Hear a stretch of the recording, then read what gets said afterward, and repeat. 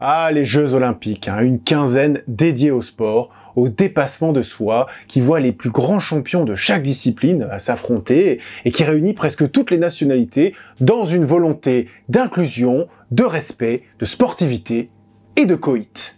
Et oui, on va parler d'un aspect un peu moins médiatique des JO, qui est aussi une réalité que les autorités qui organisent les Jeux prennent très au sérieux, le sexe entre athlètes au village olympique et la prévention de la propagation des infections sexuellement transmissibles. Parce que les JO, c'est la fête du sport, c'est aussi la fête du slip.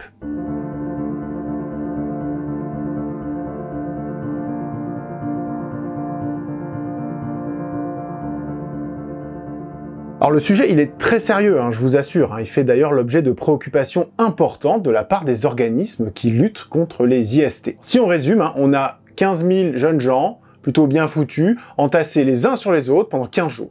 On rajoute à ça l'euphorie de l'événement, la promiscuité et le côté village vacances. Ça fait beaucoup d'éléments favorables à l'augmentation de la fréquence des rapports et des partenaires sexuels. Alors aux Olympiades de Sydney en 2000, on sait, d'après cette étude de 2003, qu'il y a eu plus de consultations pour des symptômes liés aux IST par rapport à la même période l'année d'avant. On n'a pas beaucoup d'infos sur les Jeux d'Athènes en 2004 et de Pékin en 2008, mais ceux de Londres en 2012 ont été l'objet de publications ne retrouvant pas cette tendance. Probablement grâce à des campagnes de prévention plus efficaces, on va en reparler un petit peu après. Alors idem à Tokyo en 2021, qui, en plein air Covid, n'a clairement pas été un lieu propice à un déchaînement de libido. Et alors que les Jeux faisaient leur grand retour cette année à Paris, la ville de l'amour et du glamour, c'est également le retour de la foule et de la promiscuité, donc des phéromones et du batifolage. Ce risque a donc été sérieusement pris en compte par l'organisation des JO et a fait l'objet de plusieurs mesures de prévention. Et juste avant de vous parler des vraies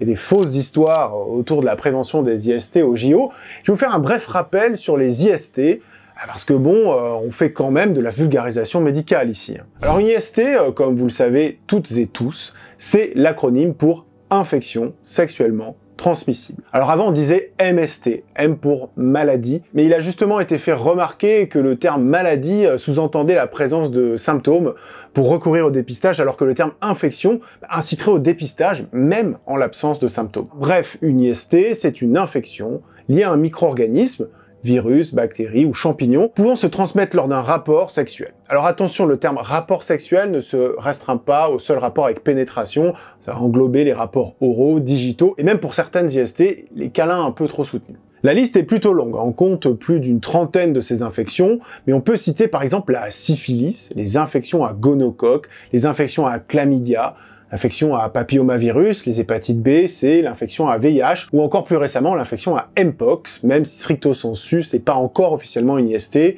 les rapports sexuels réunissant les conditions d'une potentielle contamination. Alors les conséquences de ces infections, elles vont être très différentes selon le micro-organisme concerné. Ça va aller de l'infection totalement asymptomatique, c'est-à-dire qu'on n'a pas l'impression d'être infecté et qu'on ne s'en rend pas compte, à des complications plus ou moins graves pouvant parfois mener jusqu'au décès. Être asymptomatique, ça peut paraître cool dans l'idée, mais si on y réfléchit un peu, pas trop. Déjà parce qu'on va pouvoir être vecteur de l'infection sans le savoir, mais aussi parce que sans symptômes et donc sans dépistage, on ne pourra pas vraiment être traité quand c'est possible.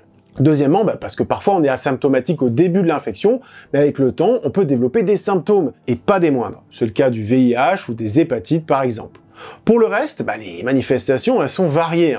Une infection à l'endroit du contact, comme l'urétrite à gonocoque, la fameuse chaude pisse, ou une vaginite à chlamydia, ou encore un chancre syphilitique sur le gland ou au fond de la gorge. Des manifestations à distance, comme la cirrhose induite par les hépatites B et C, ou l'immunodépression induite par le VIH. On peut également observer une augmentation du risque de cancer, notamment lors de la colonisation à papillomavirus.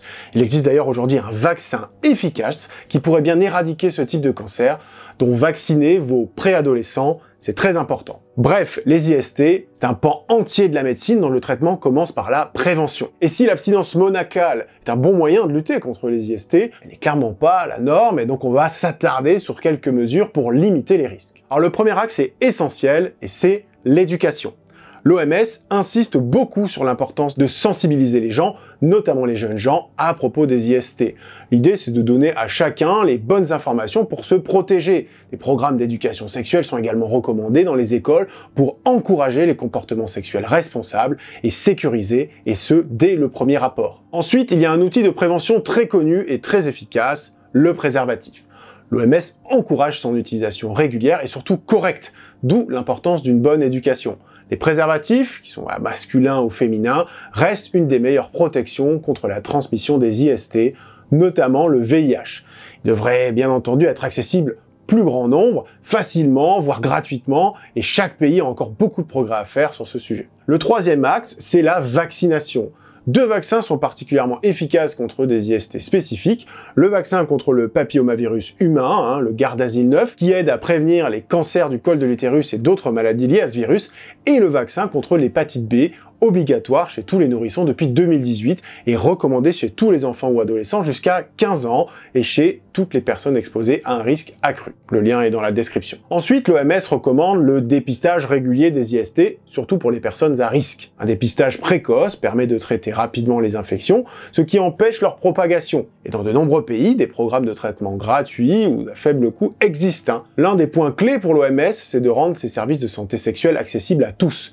Il est important que chacun puisse avoir accès à des conseils, des tests de dépistage et bien sûr à des traitements adaptés, tout particulièrement les personnes vulnérables, les jeunes ou les catégories de personnes à risque accru, usagers de drogue, détenus, personnes avec des partenaires multiples, candidats à une greffe d'organes, etc., etc.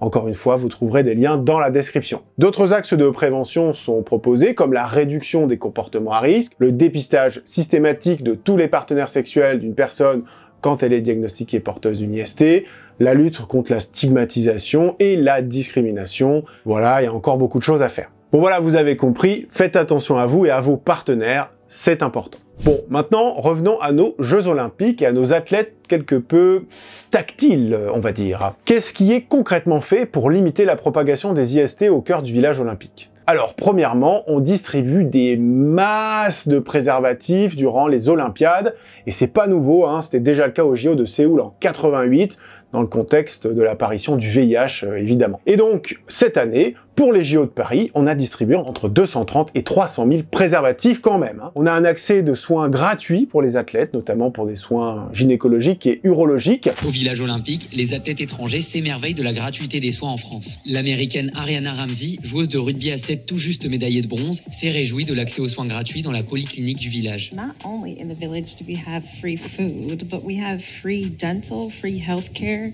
I literally just got a pap smear for free. And I have a dentist appointment and I exam next week. Like what? Et contrairement à ce qui a été dit dans la presse ou ailleurs, ce n'est pas propre au JO de Paris ou même au système de santé français. C'est un des piliers de l'olympisme et c'est déjà le cas dans les Olympiades précédentes. D'ailleurs, le CIO qui paye la note. Alors à côté de ça, vous avez peut-être entendu parler de l'interdiction de certaines applications de rencontres pendant les JO. Alors on pourrait penser que le but est de limiter les comportements à risque, mais l'explication est un petit peu différente et bien plus triste, vous allez voir. Comme le village olympique regroupe des sportifs de 206 nations différentes, certains athlètes homosexuels pourraient être outés via leur utilisation de l'application et risquer des procès dans leur pays d'origine, qui pour certains ne plaisantent pas du tout avec ça. En 2016, un journaliste avait fait scandale lors des JO de Rio en écrivant un article sur les rencontres Grindr ou Tinder sur le village olympique, révélant ainsi l'homosexualité de plusieurs athlètes. Le journal avait présenté ses excuses, mais le mal avait été fait, rappelons que plus de 60 pays dans le monde considèrent l'homosexualité comme un délit ou un crime, passible parfois de la peine de mort. No comment. L'application Grindr a donc préféré limiter son activité pour protéger les athlètes, parce que bon, les IST c'est pas le top, mais bon, généralement ça peut se soigner. La connerie humaine, l'intolérance, c'est plus compliqué. Pour finir, un petit point sur les lits anti-sexe du village olympique. Alors en effet, des rumeurs depuis les Jeux de Tokyo faisaient état des lits en carton conçus pour pas supporter le poids de plus d'une personne, et donc ne permettant pas d'activité trop sportive. Eh bien, cette information est fausse, et elle avait été démentie assez rapidement par les athlètes eux-mêmes, certains s'étant filmés en train de sauter copieusement sur le lit, enfin sauter, tout seul, sur leur lit, bref, vous m'avez compris quoi. The beds are meant to be anti-sex. They're made out of cardboard, yes, but apparently they're meant to break at any sudden movements. It's fake. Fake news. Allez, il est temps de clore cette vidéo. J'espère que vous avez aimé et que surtout vous avez appris des trucs. N'hésitez pas d'ailleurs à commenter, partager et liker cette vidéo, à vous abonner à la chaîne de Lastech. On active la cloche, tout ça, voilà. Ou à nous soutenir, Lastech, sur Helloasso. Rendez-vous la semaine prochaine pour une nouvelle vidéo. D'ici là, sortez couverts.